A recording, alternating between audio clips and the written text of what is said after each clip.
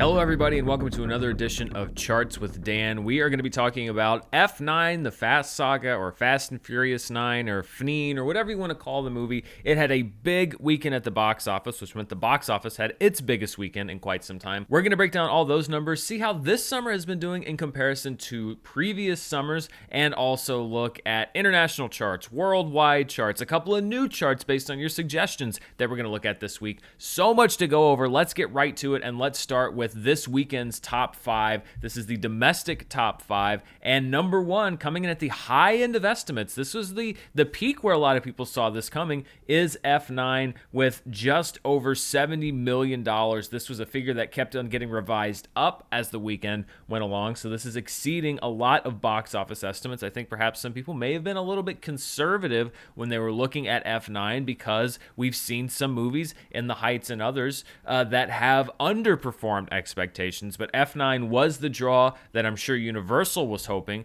that it was going to be. And let's look at how it did in relation to a few things. First of all, it was easily the highest opening film since theaters closed last year. Its $70 million was over $20 million more than what A Quiet Place Part 2 took in its opening weekend, so this is much more like what we would see from a normal summer movie, even though it's a little bit less, and we'll talk about that in just a moment. Looking at it with the other Fast and Furious films, if you look at it just in comparison to the domestic opening weekends, Furious 7 still has the high water mark with $147 million, followed by The Fate of the Furious with $98.7. Remember, we saw a big drop-off domestically after that huge opening for Fate of the Furious, so let's see what happens with F9 in the weeks to come. Fast and Furious 6 at number 3, followed by Fast 5 at number 4, and then the fourth Fast and Furious movie at number 5. That's almost as complicated as the actual timeline for the Fast and Furious films. But as I like to do, let's bring back an old friend of ours, the Bits Index, which if you don't remember, bits means butts in the seats. Let's look at the Fast and Furious opening weekends by estimated attendance. So this is basically, we take the opening weekend figure for a movie, we divide it by the average price of a movie ticket in that selected year, and that gives us an estimated attendance number. It's similar to adjusting by inflation, just a bit of a different way of looking at it. And as you can see, if you're looking at Fast and Furious openings by estimated attendance based on ticket prices and ticket sales, Furious 7 still number 1 easily with 17.4 estimated admissions, followed by Fast and Furious 6, almost 12 million. Then The Fate of the Furious, Fast 5, and Fast and Furious, which is the fourth movie. Then Too Fast, Too Furious with 8.3 million admissions. Then we see F9. So when you equalize it a little bit out and try to estimate how many people actually bought a ticket to see this movie, F9 has the 7th biggest debut for a film in the Fast series. It tops the original Fast and Furious film, The Fast and the Furious. It tops Hobbs and Shaw, which came out just a couple years ago. And it tops The Fast and the Furious Tokyo Drift, which has set the low watermark for the franchise by far. So when you look at just raw dollars, F9 falls just outside the top 5 when we talk about Fast and Furious openings. When you're looking at things like estimated attendance, it falls a little bit lower to number 7. This was a really good opening. This is the kind of opening that I think a lot of theater owners were looking for because it shows that people will come out en masse to see a movie. I think this is very good news. If you're a Disney executive and you're looking at Black Widow opening very soon, you're maybe looking to top this number because the MCU has been the biggest draw at the box office for quite some time now. We'll see how Black Widow does, but it's not necessarily the whole story because we've talked about the fact that F9 has struggled a little bit in China after a nice opening there. We'll see what the drop-off is here, but you can't take any shine off the fact that this was a very good opening, particularly at a time when we talk about the domestic box office that includes Canada. There are huge population centers in Canada that still have no theaters open, many other population centers that have limited capacity theaters open. So we are still hamstrung quite a bit with capacity, with availability for a lot of these movies. I'm sure Universal is happy with this number this weekend, but something else I wanted to look at, it just kind of shows you, number 1, how far we've come with the summer box office, but also maybe a sign of how far we have yet to go. I have taken for the first 8 weeks of the summer, because believe it or not, we're about halfway through the summer movie season already. I took the combined total for the top 5 films at the domestic box office for each weekend. So the first 8 weeks, some months that runs you all the way through June, some months that runs you almost to the end of June. It just depends on how many weekends there are in May, etc. And I wanted to compare them with how they've been doing for the last 4 years. So this is a chart we'll see week by week, the combined domestic top 5 box office totals for the first 8 weeks for 2018, 2019, 2020, and 2021. And when we look at this chart, well, obviously you can tell which year is 2020. It's appropriately the flat line at the bottom of this chart because there was almost no business being done last year at the box office. The yellow line is this year's summer box office. The blue line is 2018. The orange line is 2019. So when you look at weekend 1, the first weekend in May, it's not that surprising to see orange so far above because that was the second weekend of Avengers Endgame. I believe the first weekend in May was the second weekend of Avengers Infinity War back in 2018. So that's why they are so high. But look at that drop off.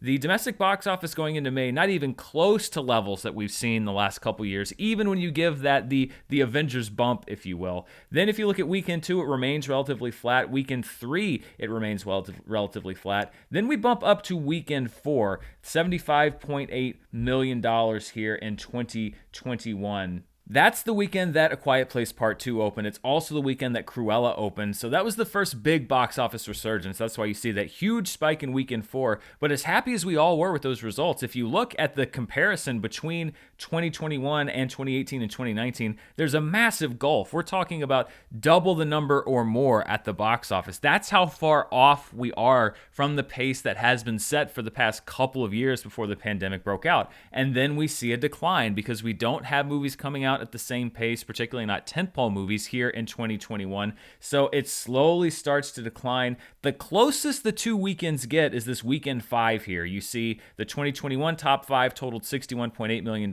Back in 2018, the top 5 totaled $81.7 million. And that just goes to show you how different perspective can be because we were still talking about a great second weekend for A Quiet Place Part 2 and a great second weekend for Cruella. That was the weekend that The Conjuring 3 opened. And we were saying like, hey, look at this. We saw some great totals here in the top 10 just 3 years ago. That was the second weekend of Solo, a Star Wars story, where we were talking about how bad the box office was looking. Look how terrible this huge tentpole movie is doing. And yet we would dream to have those numbers now because there's still a $20 million difference. That's the closest we've come to any sort of recovery back to 2018, 2019 numbers here in summer 2021. You see the box office declines there for weekend 6, a huge tentpole movie opening in 2018 with Incredibles 2. That's where you see that huge jump there in weekend 7. And then as you can see here, weekend 8. So this is us here with F9, $89.7 million, the highest weekend of the summer, almost $90 million combined gross for the top 5 films. But look at the climb that we have to get back. It's almost like an average. It's almost like 2019 is the average between the exceptional summer of 2018, the somewhat average summer that we had back in 2019, and then we are still well below average for the year or for the summer, especially for the past couple years. And I think this is a good indicator of just how far we have to go. You can see the improvement that we've done this summer, especially over that flat line that was last summer, but we have a long way to go to get back to any number that we're going to consider average or usual at the summer box office. And Black Widow is probably going to help this. I'm going to keep this information running. Maybe at the end of every month this summer, I will update this chart so we can see if we are starting to normalize even a little bit more to the box office numbers that we had. But this just goes to show you, if you're a theater owner, you love how F9 did this weekend, but you have a long way to go to get back up to where we were. It seems like we're taking those steps, and let's hope we stay on that path because it does seem like people are starting to enjoy going to the movies again. And we want this yellow line to keep climbing, maybe meet up with that orange line if this improvement is to keep going slow and steady. Quickly recapping the rest of the top 5, A Quiet Place Part 2 in its 5th week stays in the second spot, just a 32% drop off from last week. That is a great hold. People still really enjoying seeing that film in the theaters. The Hitman's Wife's Bodyguard. We mentioned this briefly last week. What would its drop off look like? It was around 57%. That brings its domestic total up to around $25 million. That's okay. It could be better. but it's also going to be competing with screens, and it may just be that it was a movie that they had to release, but it doesn't have a huge wide appeal. But a 57% drop off, that is the biggest drop off of any movie in the top 10. At number 4 is Peter Rabbit 2 The Runaway, holding really well with just a 22% drop off. And at number 5, Cruella, just a 21% drop off. So we have Family Fare rounding out number 4 and number 5. And this is something we've been seeing consistently throughout this pandemic period, is that family films do tend to hang around longer even if they open lower. Movies like The Conjuring and In the Heights and Spirit Untamed, they've all exited the top 5, but we still have movies like Peter Rabbit and Cruella that have been open for longer than a lot of these films that are still hanging around with 20 to 30% drops week to week. Let's look at some other charts from this weekend. The top per theater average was F9, 16,761 per theater. That's more like it when we're talking about a per theater average. That means that if you had a theater that was showing F9, The Fast Saga, it brought in, on average, $16,761. That's the kind of money that you want to see from a big summer movie. So we're getting a little closer, although certainly movies have brought in much, much, much more. But that's, again, an average, a usual kind of number that you want to see if you're a theater owner. This is a new chart, and this was suggested by a commenter, and thank you so much for making this suggestion. This was someone who said, hey, and I've heard similar suggestions in the past, you do all of the big movies. What about things that are in limited release? What about movies that are in 1,000 theaters or less? And especially now when we have more of those films and when we have fewer big budget blockbuster films coming out temporarily, when people might be looking for something to go see that might be a little bit off the beaten path, let's highlight some of these films. So this is going to be a new weekly fixture on the show. We're going to look at some people call it the specialty box office. I'm calling it the limited release box office. Regardless, these are movies that are playing in less than 1,000 theaters. Now, we're not talking about blockbusters or even big studio films like Nobody that have had their theater count decreased over time to less than 1,000. These are movies that opened and are playing in 1,000 or fewer screens. At number 1, and this actually flipped from the estimates that came out yesterday, is a movie called Werewolves Within, which is basically an adaptation of that game Werewolf/Mafia, where you're a townsperson, certain people are werewolves, and you have people hunting them down. It's a really fun game. Sam Richardson and Milana Weintraub are the stars of that. The House Next Door, Meet the Blacks 2, is in second place in its third week. This has been a very interesting story. This is from director Dion Taylor. It stars Mike Epps and Cat Williams. This is a sequel to the 2016 film Meet the Blacks, and this has been a very kind of DIY release strategy. It was released in a small number of theaters a couple weeks ago.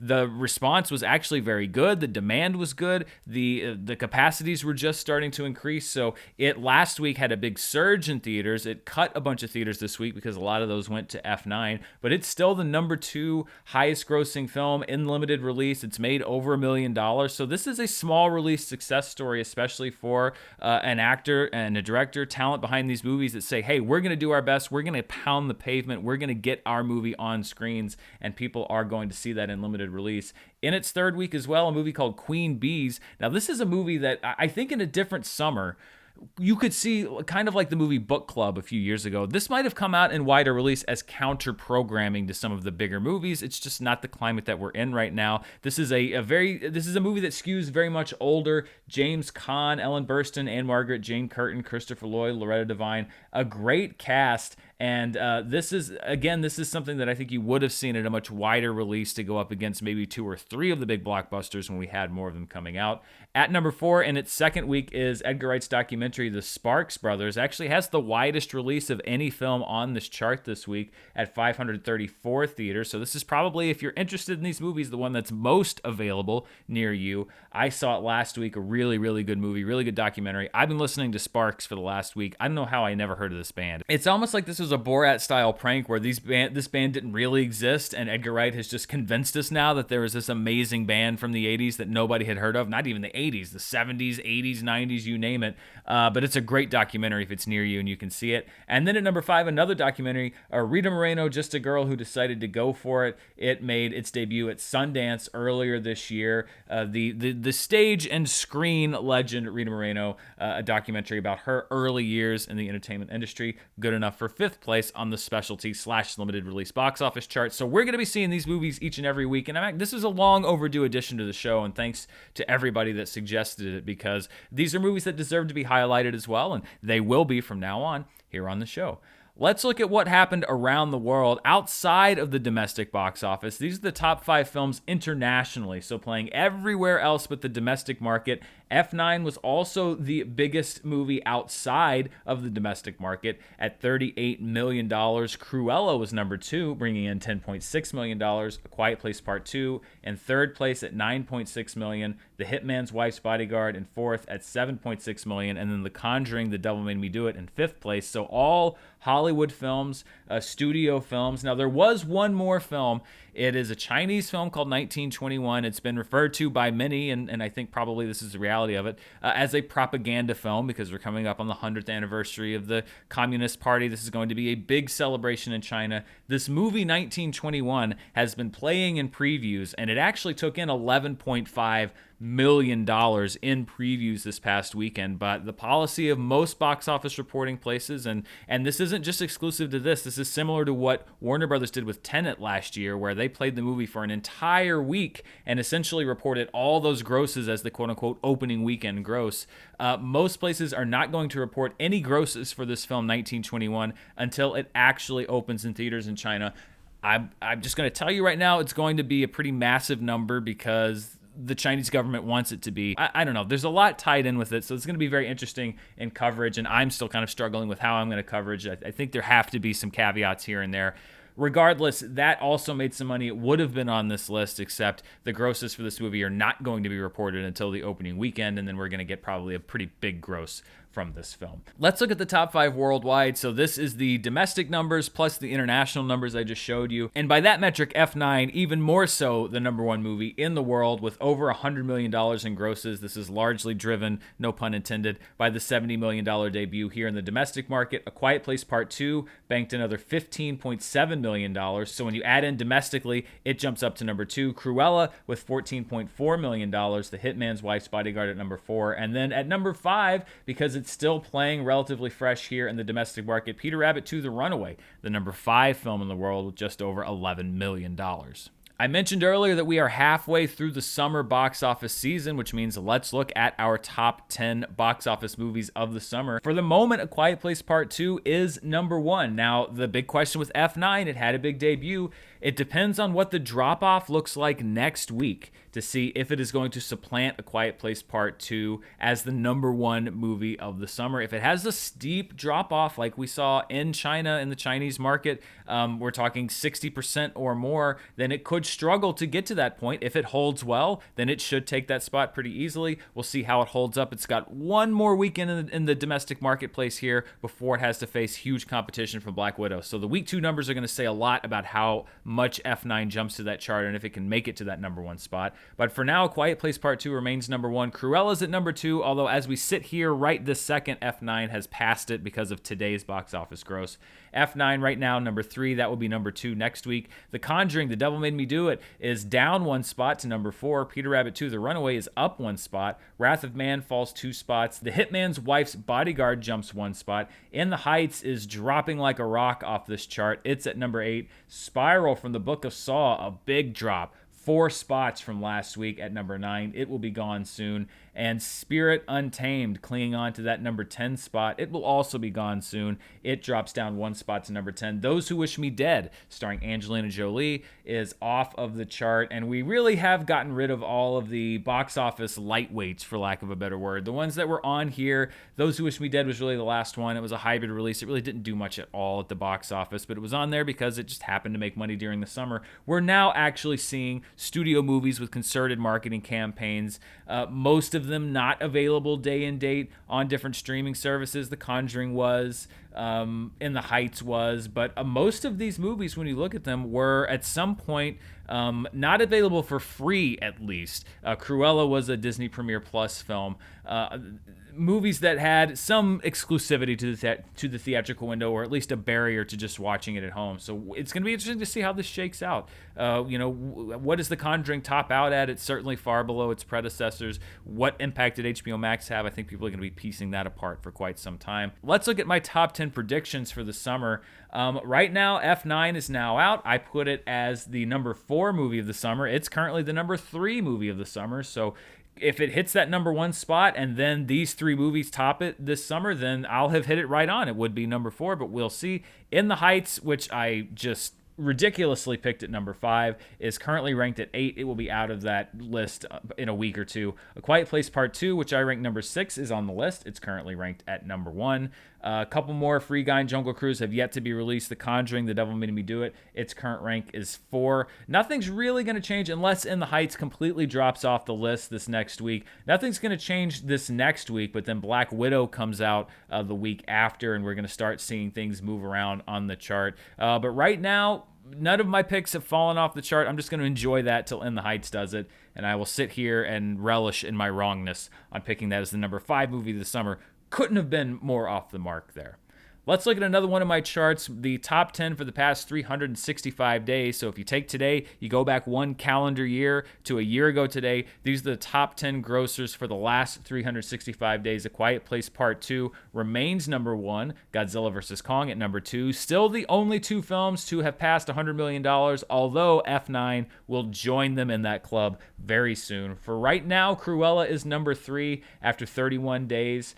F9 at number 4. The Conjuring, The Devil Made Me Do It, jumps up 2 spots to number 5. So after just 24 days of release, it is at number 5. And when you look at the top 5, the oldest movie on this chart is Godzilla vs. Kong, which was released 90 days ago. The Croods and Tenet, who were in the top 5, have both been knocked out. So for the previous 365 days now, the top 5 grossers are all 2021 releases, movies that came out when the theaters were far more open than they were last year. Not a huge shocker there. The Croods: A New Age, 216 days on the chart, is at number 6. Tenet is going to be clinging on by its fingernails. It has 299 days on the chart. It is 66 days short of making it a full calendar year. Will it make it? I just don't know. I don't think it's going to, but we will see. It's at number 7. Raya and the Last Dragon drops down 2 spots to number 8. Demon Slayer the movie and Wonder Woman 1984 both drop down a spot. And Tom and Jerry, after 123 days on the chart, is out. So it will not be making the 365-day club. And really, all eyes are going to be on Tenet. Can Tenet hang on another 66 days to make it to that club? Ooh, it's going to be tough. We will see. We will see what happens. If Tenet does get knocked off, then the next highest movie would be The Croods: A New Age, but looking at its gross, it would probably be knocked off the chart pretty quickly after Tenet. If those both get knocked off, then it's going to be a very long time before we see which movies, if any, are on this chart for 365 days. Looking at the year as a whole, 2021 domestic chart, A Quiet Place Part 2 is number 1, Godzilla vs. Kong 2, Cruella 3, right now F9 is 4, and The Conjuring: The Devil Made Me Do It at 5. So really the top 5 summer movies, also the top 5 at the domestic box office. Raya and the Last Dragon drops down 2 spots to number 6. Demon Slayer the movie is at number 7, followed by Tom and Jerry and Mortal Kombat at numbers 8 and 9, and then Peter Rabbit 2: The Runaway, which has been hopping along, $28.7 million. That's enough to put it on the top 10 for now. It won't be on the list for too long, but it's on the top 10 for now. That means we lose 2 films out of the overall domestic top 10, Wrath of Man and Nobody. They are both gone from the 2021 domestic top 10. And then when we look worldwide, Hi Mom and Detective Chinatown 3, which will be numbers 1 and 2 for quite some time, are still numbers 1 and 2. Godzilla vs. Kong is at number 3. F9 cracks the $400 million mark, and probably by next weekend will supplant Godzilla vs. Kong and take that number 3 spot. But for right now, F9 is at number 4. A Quiet Place Part 2 at number 5. Cruella is climbing globally. Disney's got to be happy with what it's doing, not just here domestically, but also with what it's doing around the world. It's starting to flirt with $200 million. It's now at number 6. It bumps Cliff Walker's down 1 spot. The Conjuring: The Devil Made Me Do It is up 1 to number 8. A Writer's Odyssey down 2 to number 9. And then I have Sister back on the chart because the reporting on Raya and the Last Dragon, the grosses dropped quite a bit. I talked about this last week. For some reason, the worldwide reporting on Raya and the Last Dragon is incredibly inconsistent. I checked a few different sources, and it all had it where it is now, which would have put it out of the top 10, but there were different figures that I found last week, so I got to kind of go week by week on this, but it's very inconsistent to see just how much money worldwide Raya and the Last Dragon has made. It may very well be back on the list next week. We'll see. Let's take a moment to look back at this weekend in box office history, and this goes back to one of the greatest summers of all time, the summer of 1982. That summer, this past weekend in 1982, actually the exact same date range from June 25th to June 27, 1982, so we're talking almost 40 years ago. E.T. the Extraterrestrial in its third week was number one with $13.7 million. Blade Runner opened at number two, but a distant number two, $6.1 million. And I think when we look at this, and there's another movie you probably see down there in the corner of your screen, this just goes to show you that box office isn't everything. Blade Runner was, if you're going to rewind this show, if the internet existed back in 1982 and you had charts with whoever, I would not even be alive, they would probably be talking about how much of a disappointment Blade Runner was. It's Ridley Scott's new film. It's this big budget sci-fi epic. It stars Harrison Ford. Oh my gosh, look at this number. It would, in a weird way, it would kind of be in the heights of its year. Just people kind of scratching their heads saying, how could this movie not have performed better? And yet it is now one of the sci-fi classic films of all time. For many people, it is one of the classic films of all time. Box office doesn't mean everything, and box office does not denote quality. There's so many times that a movie doesn't do well at the box office that will go on to have a long legacy. Blade Runner is one of those. But back in 1982, if you wanted to go see Blade Runner, it was there at number two. Firefox, that classic with Clint Eastwood, is at number three. Rocky III in its fifth week took the number four spot, and in its fourth week was Star Trek II, The Wrath of Khan, with just over $4.5 million. And yes, in eighth place, with $3.1 million in its opening weekend, one of the best horror movies ever made, John Carpenter's The Thing, opened outside of the top five. It was a flop-a-rooney back in 1982, and yet here we talk about it being one of the best horror movies of all time. Once again, box office isn't everything. Before we go, let's take a look at what people are watching at home through various different streaming services, and we will start with Amazon. At number one is Nobody, which is available as a rental, followed by Wrath of Man, which is still in the PVOD window. Spiral from the Book of Saw, also in the premium video on demand window. People still watching A Quiet Place. There it is at number four. Mortal Kombat, available as a purchase still at number five. The Hitman's Bodyguard, still a popular rental. The Unholy, which came out earlier this year, is now available as a rental. It's there at number 7. Voyagers at number 8. Mamma Mia, people just want to have fun and sing some ABBA. It's there at number 9. And Spirit Untamed, which is still in theaters, has that abbreviated theatrical window. It's now available as a premium video on demand movie. It's at number 10 on Amazon. If we shift our focus over to Apple and iTunes, at number 1 is Nobody, which, as I mentioned, is now available not just for purchase, but for rental. That's probably why you see it there at number 1.